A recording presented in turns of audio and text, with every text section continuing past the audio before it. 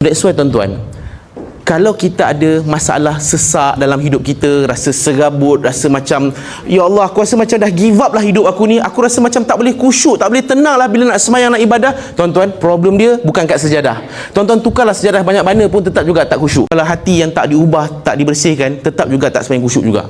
Kadang-kadang kita komplain, ini sebab panas lah ni, cuba letak kipas, mesti okey.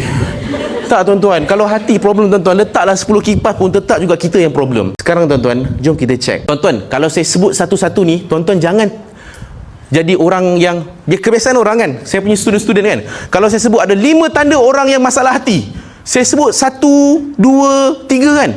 Betul Ustaz, kawan saya tu. Yang kedua tu jiran saya. Yang ketiga ni memang bos saya.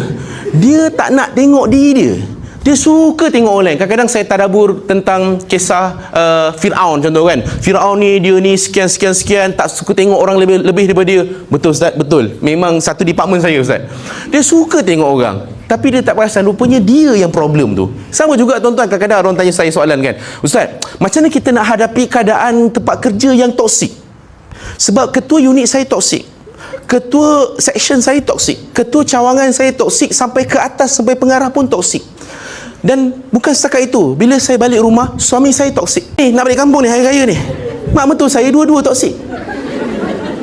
Saya tak tahu lah, adik-beradik, ipar-ipar saya pun semua toksik. Semualah toksik. Macam mana saya nak hadapi keadaan toksik tu? Tuan-tuan, kalau dah banyak toksik lah hidup kau, maksudnya apa? Maksudnya kau yang toksik.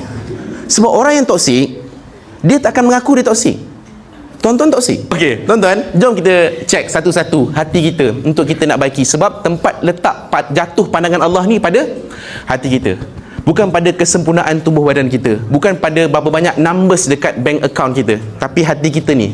Baik hati kita ni, maka baiklah pandangan Allah pada kita. Kita nak Allah pandang kita dalam rahmat, kebaikan, maka perlu untuk kita selesaikan bab hati ini dulu.